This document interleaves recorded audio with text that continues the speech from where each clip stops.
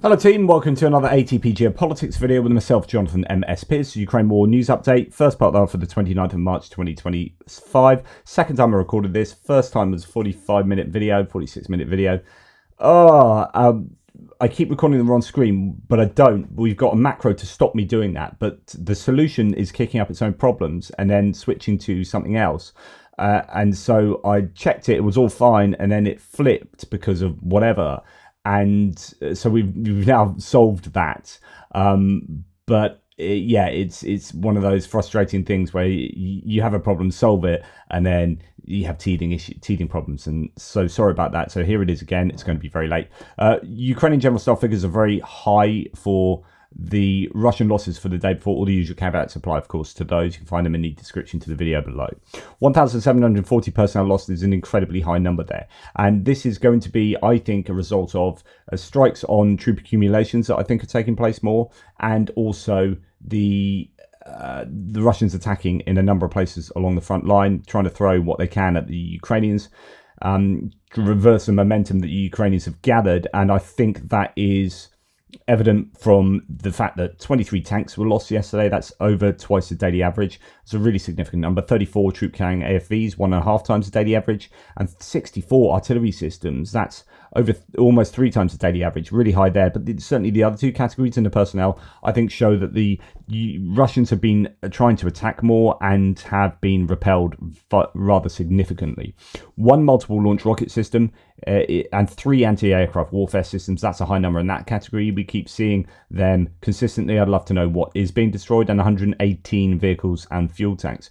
Really significant numbers there. I think that is a very good sign for the Ukrainians, although it might show that the Russians are attacking and therefore could be taking land. We'll have to do a frontline update to see if that is the case. Right, now we have a fascinating bit of data to throw in. This is the Mediadzona BBC Russia, I think, data analysis that they are doing, data collection that they're doing, which shows, rather than like history, you get attorney ad quem, isn't it? An attorney, and anyway, you get these. If you have a historical event that you're investigating, you don't know when it took place, maybe you got some archaeology, you're saying, right, well, we know from this evidence that it can't have happened any earlier than this. And we also know it can't have happened any later than that due to bits and pieces of the evidence. So therefore, this is the range of dates that we have that this event could have possibly happened in. It's impossible for it to have happened outside of those dates. So this is the evidence that says, right, this is a minimum number of KIA, minimum number of deaths that the Russians have taken or had since the beginning of the war. And the maximum number of deaths is probably going to be, you know, the Ukrainian general staff figures add some. So their figures for total casualties are 900,000, but deaths is generally thought to be around 250,000. So let's say 300,000. So the Russian deaths have to be somewhere between 100,000 and then say 300,000 at the absolute maximum. Okay, then you look at the 100,000, you see this is found by looking at obituaries, social media declarations and statements that 100% connect that death with the war. So if you think it's connected to the war, but it doesn't necessarily say, then it's not included. It's quite tough criteria in order to qualify for this data set. So you know that it's totally conservative, and it doesn't include DPR and LPR. So Russians that are being brought into the DPR and LPR kind of regions, or you know, that have gone and lived there, and then war broke out, or Ukrainians, pro-Russian Ukrainians who are there, or ones that have been drafted into the army against their will, whatever.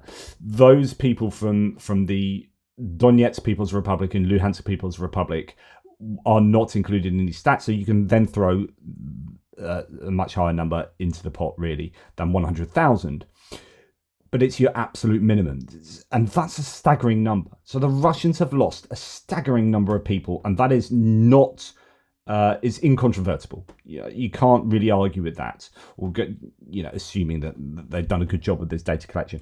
They've also shown where these people are from, and you can see there are some real hot spots in a number of areas, maybe north of the kind of stands around here.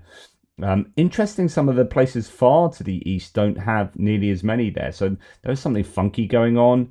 But yeah, there are some very heavy. I mean, look at the difference between 4,371 as opposed to 100, right? So that's huge. There are definitely some areas that are having some really significant losses. Okay, now coming out of that, I mean, that's just a huge bit of data. Ukrainian strikes have hit Russian border checkpoint and disrupted drone attacks, according to Kyiv Independent. The Air Force struck a border checkpoint in Russia's Bryansk Oblast on the 27th of March, and they've destroyed military infrastructure, killed dozens of Russian troops, and said the general staff. They haven't killed the general staff. So that is evidence of a strike, a strike of troop accumulation at least. So that kind of goes into what I was saying earlier. Then we have a claim here. It's just another anecdotal piece of the jigsaw puzzle to add in. This is a Russian soldier discussing the results of an assault on a village. We stormed this effing village for 2 months. There's nothing left of it. The implication here is it's a complete waste of time and a waste of people. A lot of guys died because of this effing village, which is effing ruined. There's nothing left. So the admission that a lot of people have died, that the attrition rate for the Russians is very high from one effing place to another. Then we get here another montage. I mean, there's a lot more videos coming out, which is what you'd expect if there are a couple of days of very high numbers. Like I said previously, actually, not seeing so many videos at the moment, and that's a reflection. It's quite quiet. So you end up talking about other things and whatnot. But actually, there are loads of videos coming out at the moment and hitting the socials again. And I think that is a reflection of an uptick in activity. Here, there's a montage of the Ukrainian forces from the 72nd, 59th and 35th and the 414th Brigade successfully repelling a major Russian assault. So again, evidence that the Russians are attacking in the Donetsk region. So they inflicted heavy losses on the Russians, 59 troops taken out, 26 killed in action, 5 destroyed vehicles and 71 drones neutralized by electronic warfare. I don't know how they count those up, but good news there. And another road of death example here, where they say an F load of broken equipment here on both sides of the road. We've seen lots of footage of this, but it's just another example of a Russian saying this is effed up. Ukrainian drones worked on this road day and night, and you can see the end result. Just a lot of equipment destroyed again. I don't know where that is. Here we have footage of a Pantsir system. Now this is a $60 million part of the system, the radar that is taken out, and you can see from this footage that a couple of missiles are fired up into the air from over here and then land on the ground straight away. And I don't know, it's because this drone is so close and low that it kind of confuses the radar, but something is going wrong with their own ability to shoot down the threats that are coming at them. So we see over there, launches, hits the ground, and then as it cuts to going closer, another one launches, hits the ground, and then this drone hits the radar. We don't see, there's no spotter drone because this is at night and it's over Crimea, so we don't know for sure what the damage is, but footage of Russian Pantsir system repeatedly launching missiles into the ground as it fails to intercept an incoming Ukrainian attack drone over Crimea. A Ukrainian drone proceeds to slam into the $60 million Russian Castor 2E2 radar system. Really good news there. Russian channels are reporting Ukrainian forces in the Kherson front have started using new drones that bypass Russian electronic warfare systems by switching frequencies. I've talked about these drones before. You've got drones that do channel hopping. It will affect I think, the feed that they send back and the operability, I guess, of them. But it means that they can, as soon as they detect that they are being interfered with, they can jump to another frequency and then another. Or sometimes just scramble their frequency so much that it just can't be individually interfered with. But they are then even worse in terms of, I think, the feed you get back. But nonetheless, there are options, right? And here's evidence from the Russians that the Ukrainians are using these. The Ukrainians have started working in our direction too, using new drones that, when jammed by EW, switch to other frequencies and continue operating. In particular, such FPV drones are flying around Kakhovka and Novokakhovka areas. They've begun penetrating deeper into the rear with the help of repeaters. The issue of developing electronic warfare and countering drones is a serious one. The 49th Army has introduced some excellent innovations and solutions. Unfortunately, soldiers from the right bank continue to strike with FPV drones at civilians and objects, which our drone countermeasure groups cannot always manage to protect in time. And we have here Russians continuing to whine about critical massive Ukrainian drones, this time in the Belgorod region. The author of the text shares the impression that Ukrainians are definitely exceeding their plan to produce 1 million drones a year. So another Russian source, this time saying in Belgorod region there are several hundred FPV drone strikes a day. Surprising? No. The Ukrainian openly said that 1 million drones was the goal of the year. For the year, it's likely they've exceeded it. On a cross direction, where there are a couple of thousand such strikes, there are a couple of thousand such strikes. Meanwhile, we have an acute shortage ourselves of FPVs. Unless we're talking about the chosen few, it's a struggle to beg for even somewhat adequate volumes, and the list and variety are extremely limited. In other words, the range of drones they can have access to is limited, and it seems like maybe Rubicon or whatever the best kind of drone people, they get enough drones, but we don't. So other drone units really struggling there. Some interesting admissions from the Russians. Now here we have a bit of footage.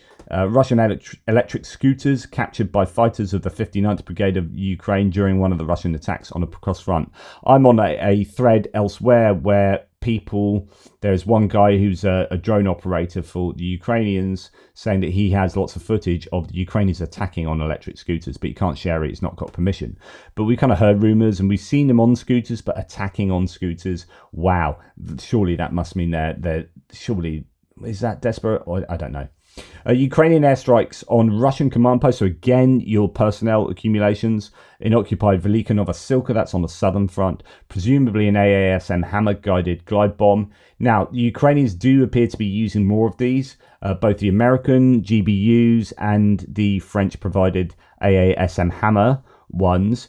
I don't know whether they put any personnel losses from strikes like this in the general staff figures, because it's really difficult. You don't have a reconnaissance drone that's going to be hanging over for 48 hours to see how many people have walked in and out of that building over that time period, so you know how many people are in there, and you strike it and you say, right, and then we know from this footage that 26 people were killed or injured. Yeah, how do you know whether they're killed? How do you know whether they're injured? So I always wonder about the how they work out the personnel figures.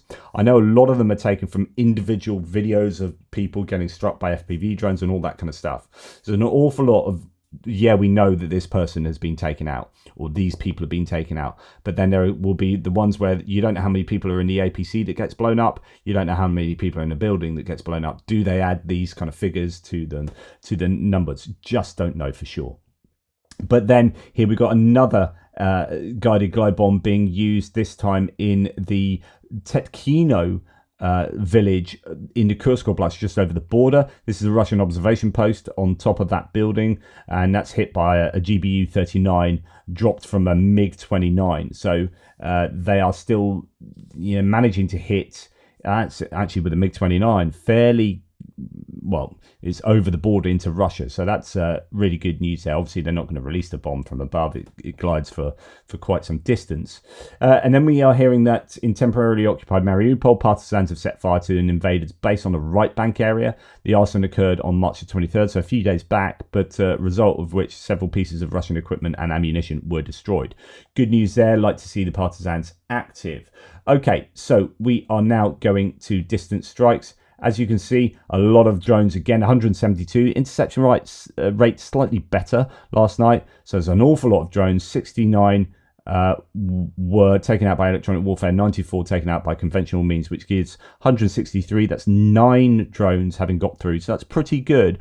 But that's 172 drones either blowing up at the target or blowing up in places like residential areas. Okay, some of them might drop in water and fields, some of them might not have explosives on and cause less damage, but there's still an awful lot of damage being done by the ones that are dropping on residential areas. So some of these strikes, Dnipro was hammered last night, and a lot of those would be drones that were shot down. right, or taken out with electronic warfare, and just landing in places like restaurants and whatnot. So Dnipro, loads of video coming from there. Here's a restaurant that was burning, just horrific scenes coming from Dnipro. At least 4 people have died. 1 person is likely to die, I think, in care at the moment. So there's a restaurant. We're going to talk about that restaurant. It's a boat, it's a ship with rigging and whatnot turned into a restaurant. Russia significantly increased its attacks on Ukrainian civilians recently, says Anton Geraschenko. Tim White has a thread. In Dnipro, 4 deaths now confirmed. Desperate plea for help tells Trump all he needs to know about Russia and Iran. Who is in the Kirov district? Who can help? There are people under the rubble. Horrific scenes there. The moment a drone struck in Dnipro, same warhead as the one shot down over Kiev. There are now 15, actually there's over 20, well over 20 injured, and drones were falling down all over the shop. At least 15 drones were fired at Dnipro, most of which were shot down according to authorities. Actually, now we're hearing some saying that 27 explosions over Dnipro. Residential building area there you can see on fire in the 4th biggest city in Ukraine. Explosions over occupied Luhansk, so that's better news for Ukrainians. Likely that Ukraine hit a Transmash plant in the city, which manufactures and repairs various products, including trains and electrical equipment. And a kind of real sense of what's going on. I won't put this as a large, I won't maximize the video here, but that's the size of the explosives now on board these drones. That's a huge explosion just in front of these cars driving down the road in Dnipro. Just horrific explosion there, absolutely horrific. And terror in Dnipro. Russia delays a ceasefire, takes Trump for a fool so it can continue attacking the people of Ukraine, whom Putin so despises, says Tim White. The governor of Dnipro says total injuries have risen to 19, actually more than that. Hotel and numerous private residential buildings were hit. You see some the evidence of some of the massive fires there and the rubble. That's a really evocative picture, that one. Yeah, wow. And burning residential areas there. Kiev was under drone attack, and here we have the restaurant from the inside, and we've already seen that one. More from that hotel as incredible scenes of burning there. Wow. And then, Dnipro, 27 explosions. I think that's the ship restaurant that unfortunately is no more. As footage indicates, is pretty horrendous. Now, the Russians claim that as a result of the strike on Dnipro, 10 NATO officers were eliminated, of course. Lebedev, coordinator of the pro-Russian Nikolaev resistance, told RAA Novosti the attack targeted the Bartolomeo restaurant, where a celebration was taking place, but with the participation of NATO officers as well as Ukrainian SBU and GUR. That has then been filmed here. So that is a Bartolomeo hotel and restaurant. Here it says the hotel and restaurant and residential buildings in Dnipro after the drone attack last night. I don't know how likely it is that NATO officers are going to be there in a restaurant in Dnipro. It could be. Who knows? Russians often say stuff like this. That looks more likely to be the restaurant part if that's connected to the hotel, but I don't know. Who knows? Russians, we know they do a lot of lying, and they always seem to claim that NATO officers are all over the shop and doing X, Y, and Z. And they never appear to be. I was going to start with the city of Dnipro following the horrific attack, says Tim White on his daily thread from today, not last night. First, another missile attack a few minutes ago. So this happened in Kryvyi Rih this morning. 5 injuries reported so far as a school, apartment blocks and houses were all damaged by a missile strike. Really terrible there. Number of injured in Dnipro, well over 20. And one chap has lost 2 arms and has brain injuries, so is unfortunately not likely to make it through the day. Lots of imagery coming out of destruction to predominantly residential areas that we can see. And who knows what has been struck throughout Ukraine overnight that the Russians wanted to hit. But here is that kind of landmark restaurant that was taken out. That's what it looked like yesterday morning, one could say, and that's what it looks like. That's what it looked like last night as it was burning. and now unfortunately will be no more. More videos coming out of a large strike in Kryvyi Rih, when injured being taken away there. Don't know what's happened in Kryvyi Rih exactly, but Jay and Kiev pretty annoyed there. Russians are now just destroying Ukraine, its people, everything, just filthy, savage barbarians. And that's that strike on Kryvyi Rih, wounding 5 in a dense urban area. Then we have, so talking about strikes and what's going on, and with regard to the ceasefire, because there's supposedly this ceasefire on the energy infrastructure being struck. There's a moratorium. Dmitry Peskov yesterday said the Russian Federation reserves the right not to implement the moratorium on shelling of energy facilities, which Kiev constantly violates. So Dmitry Peskov says that Ukraine is breaking the ceasefire and we reserve the right. So I don't know whether that means they are not adhering to the ceasefire, or they have the right not to adhere to it just when they want. It's an agreement we've got, but we can break it when we like. So I don't know. Either way, that's not looking good for the ceasefire, is it? JD Vance yesterday in Greenland, as well as saying an awful lot of utter insane bunkum, said we've obviously got this energy infrastructure ceasefire. We've got a Black Sea commercial ceasefire, and I think it's almost done. So that's an admission that the commercial ceasefire in the Black Sea is not actually up and running yet. But he seems to indicate that the energy infrastructure ceasefire is up and running. While at the same time Russia accuses Ukraine of violating it. However, the Ukrainians are doing likewise. So Umerov, the Minister of Defense of Ukraine, will provide the US with evidence that Russia has broken the ceasefire. That's Zelensky saying that. He also added that the US will no longer provide free aid to Ukraine. This is being stated openly there. I mean, we know that now. Yeah, they ain't going to get any more military aid from the US without paying over the odds for it. Now, despite a partial ceasefire, Russia continues attacks on Ukrainian energy infrastructure, according to the UK Foreign Secretary David Lammy. So David Lammy also saying that the Russians have broken the ceasefire. Putin must agree to immediate, full, unconditional ceasefire, first step to a just and lasting peace.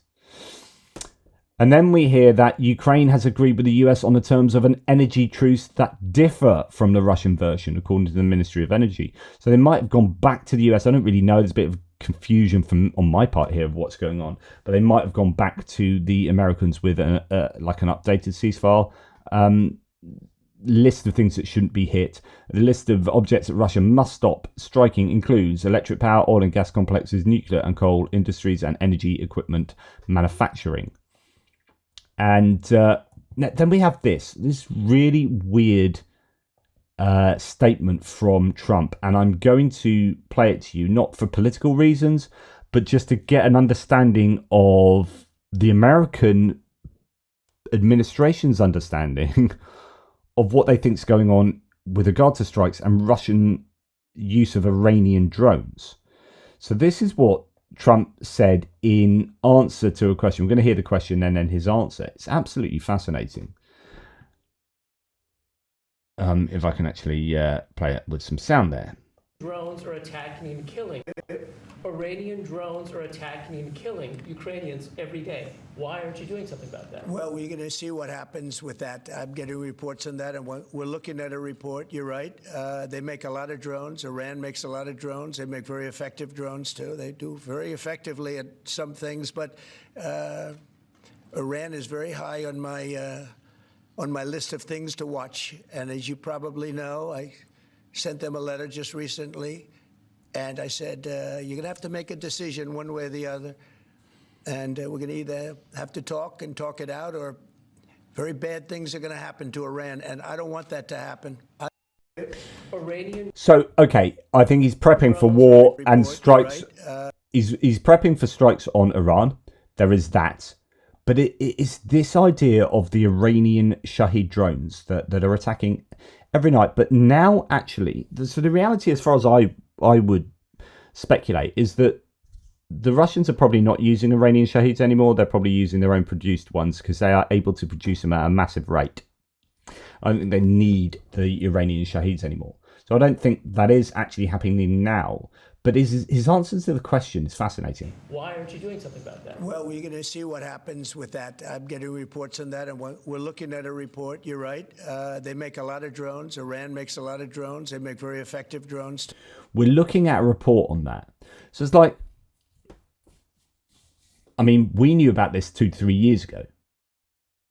And I was saying last night, because I was on a couple of lives last night with Andrew Mercado and others. And I was talking about this. There was a lot of talk about this interaction where he's like a lot of people saying he's only just finding out about Shahid drones. And I think that's incredibly plausible and highly likely, because Trump is just like any. If you go out into the street today and you ask an average Joe, what's a Shahid drone? I can guarantee you most people in your country will not know what a Shahid drone is. We shouldn't blame them for that. They're not sitting looking at Ukraine war stuff for 12 hours a day. So most people don't know about that. And I don't think Trump would know about this. He doesn't read. He doesn't take intelligence briefings. And he is not immersed in the Ukraine war. He clearly has no working knowledge of what's going on and what Ukraine is like. He doesn't know the history or the geography or the politics. And that's just a massive lack of knowledge he has of this war. He always talks in generalities and on a veneer level. Which means, so a couple of years ago, we had the kind of, and I'm not trying to be like overtly political in this hits and losses video, but just understand where I'm going here. So a couple of years ago, we had this group of MAGA Republicans who were not big fans of Ukraine and were almost siding with Russia. And at that time, there was like North Korea getting involved with weaponry going to Russia and Iran. And we're saying, look, you definitely hate Iran and you definitely hate North Korea. And since they're supporting Russia and Russia's supporting them, then surely by extension, Russia are the bad guys too. And therefore, it should be uncontroversial that Russia are the bad guys. So if you hate Iran with the passion that you hate Iran because of Islamicists and blah, blah, blah, Islamists, then you should be hating Russia in supporting all of that. And that was an argument we used then. But then we kind of didn't use that because that's been and gone, and everyone's known that Russia and Iran and North Korea have been thick as thieves. But actually, I think we're perhaps in a position where Trump doesn't really understand that relationship. And we can do that again. We can, relitigate this by saying, oh, look, Iran are really supporting Ukraine. Russia, sorry. I mean, they haven't been for some time now. I would have thought those drones aren't going on regular flights to Russia. They might still be, I don't know. But who cares? Trump, you need to know that if you hate Iran, you should hate Russia as well. And that could then bring about more support for Ukraine. It really is a potential that, and I'd like to see what comes about from that situation. It just seems incredible that you wouldn't know that Iran are providing these drones to Ukraine, or have been. Now, moving on, satellite pictures reveal that Ukrainian forces substantially fortified the surrounding areas of Pokrovsk. The defense network is at least twice as dense as the one between Avdiivka and Pokrovsk, says Tendar, an area which took Russians more than 16 months to cover, while losing hundreds of thousands of Russian troops. So this was, terribly attritional for the Russians, that they had to overcome some fortifications, but they were fairly hastily made by the Ukrainians as they were retreating from Avdiivka. But now they've had time to make proper fortifications, and they're twice as dense. They're looking like a lot better. And if it took the Russians 16 months to take stuff that was half as good as this, then how long and how many troops will it cost them to take Pokrovsk and a wider environs? So on top of that, says Tendar, the Russian creeping advance that came to a halt for 2 months due to shortages in Russian human material and the engagement in the Kursk area. So I think the Kursk did stop Pokrovsk from being taken, or from the Russians having better success there in the Pokrovsk area. It's not that they took troops from Pokrovsk. So we heard that they were not doing that. They kept the troops attacking in Pokrovsk. And one of the objectives supposedly was to try and get the Russians to move troops from Pokrovsk to Kursk to defend Kursk, so that Pokrovsk could be taken back or whatever. But that didn't happen. They took troops from elsewhere, and then eventually North Koreans. But what it did do is stop extra troops, I think, being shoved into Pokrovsk at the rate they would have done. So Kursk stopped Pokrovsk from being overloaded with Russian troops to really push through and actually take the city. So there was a success there from Kursk, the Kursk sector, that I think is evident. Locally, Ukrainian forces even regained territory. This Russian delay has further enabled Ukrainian forces in fortifying the area. So the Ukrainians are fighting back there, as they are in a number of places along the front line. Now, there is this worrying claim that I think might be fairly plausible here, right? Although we've heard a number of times, the Russians are gearing up for this attack here, this attack there, they're amassing troops, and quite often it doesn't come to pass in the way that's being kind of scared of people. But here we have Russia is preparing a massive offensive lasting 6 to 9 months, covering most of 2025. So they're preparing to attack relatively soon, and that could be why there's been a culmination of the Russian forces that actually they were previously just throwing in replacements as they lost troops to keep those fronts going, and they inch on and inch on and inch on, but the loss stats would have been phenomenal, right? We've supported all of these kind of ideas with evidence over the last however long, right? So if they stop doing that because they're actually going to get ready for a proper attack, this is like just continual grinding increase of territorial control, but it's not like a big push through, a big counter in the way that we would normally understand it. So the Russians could be like, right, let's pause from throwing in repeated undertrained troops to these areas. These areas will then culminate. The Ukrainians will push back, but they'll only take small amounts of land, which is kind of what's going on. It's not like some massive Ukrainian counterattack. And yet they're doing stuff in Kursk and in Belgorod, but we are going to, we're going to load loads of troops into Kursk to take that back, because we don't want it to be a bargaining chip. And then all these other recruits that we're still gathering from around Russia, assuming that that's still happening to the same degree, then we are going to just spend months putting those troops into fresh units and training them slightly better than we would otherwise have done. And then we're going to use them in a counter-offensive somewhere, right? I think that's quite plausible. So the Kremlin plans a large-scale assault with multi-directional breakthroughs along the 1,000-kilometer front line. It wouldn't surprise me if that's what they're planning. Now moving on to other things, Germany has confirmed it's seized, which we knew it had, but actually some detail here about what they've done. They've seized a Russian-linked oil tanker Eventin as part of Moscow's Shadow Fleet, replaced its entire crew, and took ownership of all 100,000 tons of sanctioned oil aboard. It's the first time an EU country has stepped up with such a bold move since Russia's invasion of Ukraine. Sanctions just got real. # make Russia pay. So Kirilo Shevchenko are really happy with this, and this is quite bold, which is replacing the crew with German crew and then taking control of 100,000 tons of Russian oil. Now, as long as there's legal justification for that, let's do it. Let's go for it. That sounds really good and promising to me. And another ship-based nugget here: Russia's oil tanker has been rejected at an Indian port. An aging tanker loaded with 767,000 barrels of Russian oil was denied entry into India due to missing documents, Bloomberg reports. The ship, Andaman Skies, flagged in Honduras and built in 2004. Is it that old? I mean, 21 years? It was blocked from docking in Vadinar. It lacked a valid seaworthiness certificate accepted by Indian authorities. And this is good news, that they are stopping ships on the basis of them not having enough safety certification.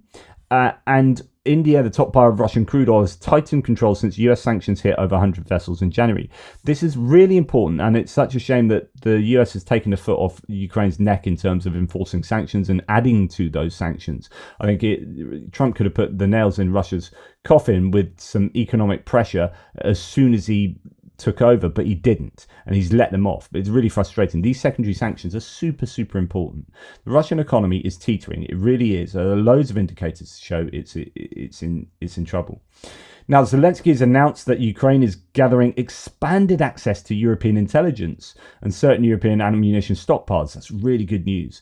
I wonder whether the capabilities that are being lost, or might be lost, or will be lost, or have been lost, with the US receding from supporting Ukraine so overtly, are partly. It might be that the Europeans are unable, or other allies are unable to step into that capability gap at all. Or it could be that they weren't providing that for Ukraine because the Americans were providing that. So that as the Americans step back, the Europeans go, right, you can use our... So the expanded access is like, well, you can use our stuff that you weren't using before because you didn't need to, because you're using Americans, but we provide that as well, so here it is. There's also an urgent meeting with a closed circle regarding troop contingent. We'll come on to that in a second.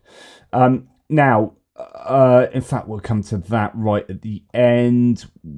An urgent meeting, so we'll come on to that now. An urgent meeting in a narrow circle will be held in Kiev within a week. There will be those countries that will be 100% ready to send a contingent to the territory of Ukraine. So we've heard that there's been an expanded number of countries who are willing to send troops to Ukraine, but it might be under certain conditions, and the conditions that are more likely would mean that only a certain number, a narrow circle of countries are willing to actually go to that level to provide troops in Ukraine, and they're going to be meeting. I think there's been real tangible progress in that domain. Zelensky has also said Ukraine has received a draft of a new agreement on minerals from the US, which we talked about, the extortion deal this is.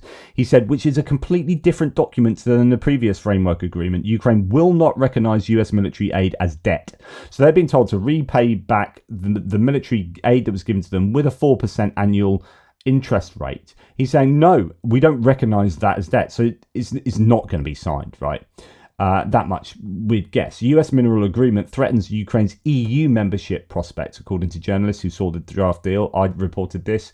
So it makes it even less likely that Ukraine are going to sign it, right? The document of expropriation would grant the US control over Ukraine's resources without providing security guarantees, they added. Yeah, terrible deal. And it's clearly not going to be signed. And in fact, there is no chance that the minerals agreement will be signed in a new version that the US sent to Ukraine. The Washington Post citing Ukrainian officials there.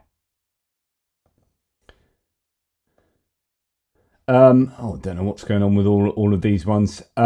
So then we hear Putin's negotiator Karasin has suggested there might be no deal this year. He said maybe not in 2025 or only by the end of the year. During recent talks, very little progress was made. This is an interesting admission here, although it could be psyops and whatnot. But a Russian negotiator saying that actually in the Riyadh negotiations recently, really there wasn't very little progress was made. So it's been trumped up by J.D. Vance, for example, in Greenland yesterday was saying, they've achieved a ceasefire deal. It's looking like the Black Sea ceasefire is going to come into effect. And he was then saying, look, Trump has done an amazing job in getting all this achieved. And actually here Karasin saying, well, actually we didn't get that much achieved. Right. I'm going to go on to talk about this. This is absolutely just horrific. So this is the Ministry of Foreign Affairs, the Russian kind of... Imagine the UK Foreign Office did this. So Bucha was a scene of a massacre where lots and lots of people died. It's caught on camera. There have been executions caught on camera. We know many of the people who did it, soldiers and generals alike. I think General Lapin, was he responsible for that? Or was he one over in... was it Izium? But anyway, it might be Lapin, who now appears to be missing, possibly killed in a strike on Belgorod. So we know, like, there's evidence, there are bodies, this happened. It's not a hoax. Yet the Russian Ministry of Foreign Affairs is saying, well, Zakharov says, April marks 3 years since a bloody hoax in Bucha, staged by the Zelensky regime and its Western handlers. The organisers of the staging are making sure there is no objective investigation. They keep lying. Never ask a woman her age, never ask a man his salary, and never ask the West for a list of those killed in Bucha, is the meme they've shared. I have been to Bucha and seen the list. I have seen this memorial, and I've counted the number of names on there. And there's also a board or a part of the memorial just like to the right back there that has the names of the people whose bodies haven't yet been found, that weren't maybe in the mass graves. So that's disgusting and it's a lie. but also it fits into what they've done before. So here Konstantin Sonin says, I cannot comprehend this level of depravity. The Russian Ministry for Foreign Affairs makes memes about the Ukrainian city of Bucha, where the Russian occupying forces executed dozens of civilians, is more than that, and unnamed prisoners in March 2022. The names that the MFA Russia asks are engraved on the memorial site in Bucha. Many names of Russian officers and soldiers who killed them are revealed in investigations. This reminds me of the Katyn massacre of 1940, when Soviet secret police executed on Stalin's personal orders 22,000 Polish prisoners of war. Then the Soviet government tried to blame the massacre on the Germans. Then they denied that for decades. They denied the responsibility. Finally, they admitted what had been obvious to the entire world. And now they've just started to deny that same crime again. That's the Katyn massacre. Yet the Soviet government has never tried to make jokes and memes about Katyn. Putin's diplomats just reached a new level of depravity. They've got form, and they're taking that form and they're making it even worse. It's absolutely egregious. Right. Finally, I'm just going to show you this. So this is probably the christening of the new nuclear submarine. The Russians had Putin at to, I don't know, smash a bottle of champagne. But here we've got the guard of honor being checked, one presumes, for weapons. Obviously, they have their guns to shoot off their blanks, I presume it is. But wow. So is this a sign that there is a growing dissent for Putin? Are there growing threats to his life coming from just soldiers that they're having to check them for weapons before Putin arrives anywhere? Incredible. Anyway, that's enough from me. Thank you very much for watching. Apologies it's taken so long and I was delayed. I was sent a package today.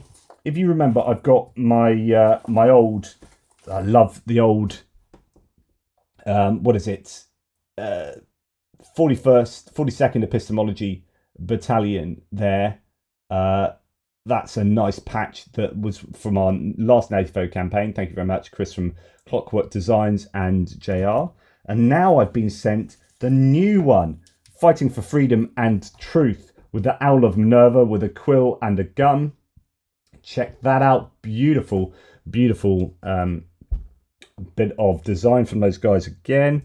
And the joint one with ourselves and the Ukrainian. That's a nice patch, a nice wide, beautiful patch. Actually, they sent me Rick's ones as well. Live long, prosper, and donate. I'm going to think of a way of getting some of these to you for whatever reason. I want to get them. People like Mark Biscu, if you need any, Mike Winkler, Peter Kluken, if you're listening, reach out to me somehow, and I'll get some of these to you because you're amazing supporters of the channel. And I'm sure there are others. I'll think about it, but I've got quite a few of these. It'd be nice to get them to you somehow for something. I just need to think about it. Answers, ideas on a postcard. But yeah, they are pretty damned sexy. So I'm happy with them. Thanks, guys. Okay, take care and I'll speak to you soon.